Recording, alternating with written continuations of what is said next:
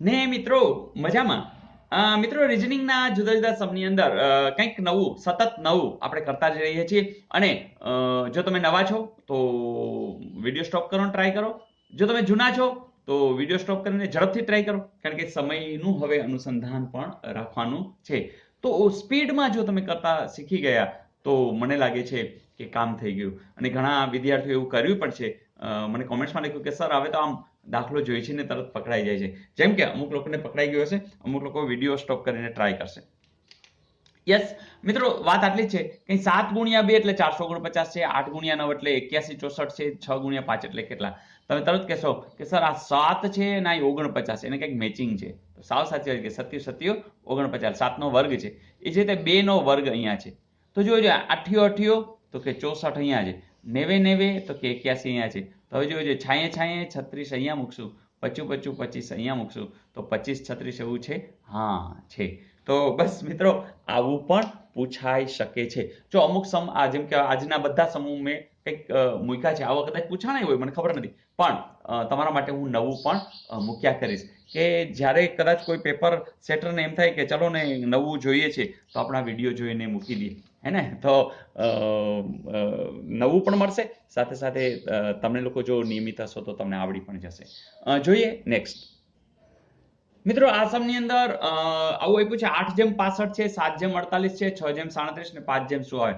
મિત્રો રિઝનિંગની અંદર તો ગમે ત્યાં તમે દોડી શકો છો, ગમે તે રીતે વિચારને લઈ જઈ શકો છો, પણ એટલી ખબર પડે છે કે 88 64 ની કંઈક નજીક છે. એટલે કે તમે જો 64 88 64 વિચારતા હો તો એ +1 કરવાના આવે છે. અહીંયા 77 49 છે તો -1 કરવામાં આવે છે તો 48 આવે. તો 36 કરી છે તો +1 કરવામાં આવે છે. તો તમે જ કહેશો કે સર 25 કરો ને -1 કરો, +1 -1 +1 -1, તો જવાબ તમારો સાચો છે અને એ જવાબ આવશે 24. તો મજા આવી મિત્રો. હોમવર્ક આપી દઉં ને?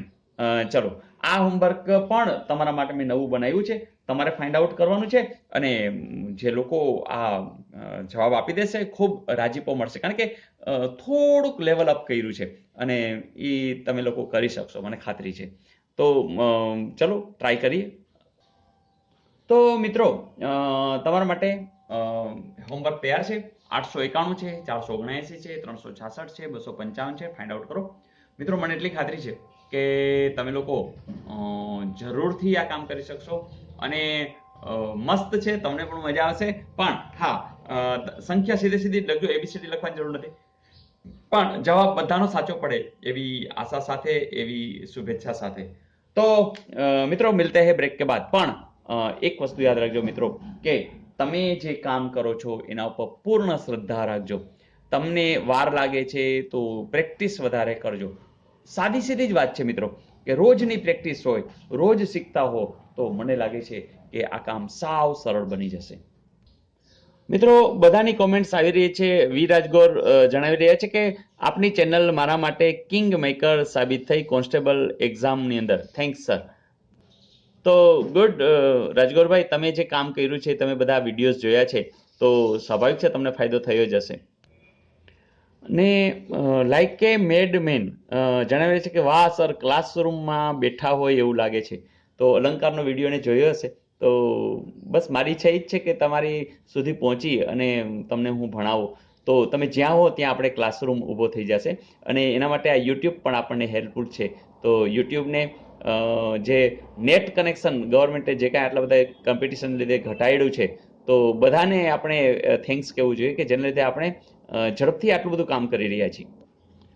તો પ્રકાશભાઈ પ્રજાપતિ પર જણાવે છે કે સર મારે તો એનડીસીના રિઝનિંગે દ્વાર ખટખટાવી દીધા હો સાહેબ, એલઆરબીમાં કટ ઓફ 77. તો ધેટ્સ ગુડ પ્રકાશભાઈ, કે મેથ્સ અને રિઝનિંગ જેનું પાવરફુલ હતું એ લોકોને વાંધો નથી આવ્યો. મતલબ કે આપણા વિડીયો નિયમિત રીતે વર્ક કરે છે, એને તો બિંદાસ કામ કરી શક્યા છે. એ જ રીતે રાકેશભાઈ ધાપા પણ રાજીપો વ્યક્ત કરે કે સર કોન્સ્ટેબલની એક્ઝામ બહુ સરસ ગઈ છે અને રિઝનિંગ ને મેથ્સ તો બધું જ સાચા, પણ જ્યારે એમ કે ખોટી સિરીઝ આવી જાય ને ત્યારે સમય પણ ચાલ્યો જાય છે અને જવાબ પણ નથી આવતો. મિત્રો આ એક મોટી મુશ્કેલી છે કે ક્યારેક પ્રિન્ટિંગ મિસ્ટેકને લીધે વિદ્યાર્થીઓનો સમય પણ ખોટો વયો જાય અને માર્ક્સ પણ ન મળે. તો આવા સંજોગોની અંદર વધુ કેર થાય એવું આપણે વિનંતી કરીશું. તો ધેટ્સ ગુડ.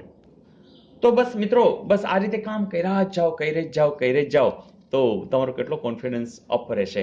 અને આ પરીક્ષા માત્ર આવડવા કરતાં તમારું જે કોન્ફિડન્સ લેવલ પણ અપ હોવું જોઈએ. અને આવડવામાં તો કોઈ પ્રશ્ન નથી, કારણ કે તમે નિયમિત હવે કામ કરો છો. તો ફરીથી મિત્રો, એકદમ કામ કરીએ, ઝાઝું કામ કરીએ, વધારે વિડીયો જોઈએ. તમે વિચાર કરો, લગભગ 1700 જેટલા વિડીયો થઈ જાય. તો ધેટ મીન્સ કે તમે બસ લાગી પડો. અને નાના વિડીયો છે, ટૂંકા વિડીયો છે. જ્યારે પણ જ્યાં પણ સમય મળે જોઈ નાખો, લાઈક કરી નાખો, જેથી કરીને ખબર પડી જાય કે આ વિડીયો મેં જોયો છે. અને જ્યાં તમને બહુ મજા આવે એમાં કોમેન્ટ્સ તો લખવી જ જોઈએ, કારણ કે હું દરેકની કોમેન્ટ્સ વાંચું છું. ચલો આજે પણ જોઈએ કેટલા લોકો કોમેન્ટ્સ મોકલી રહ્યા છે. આવજો.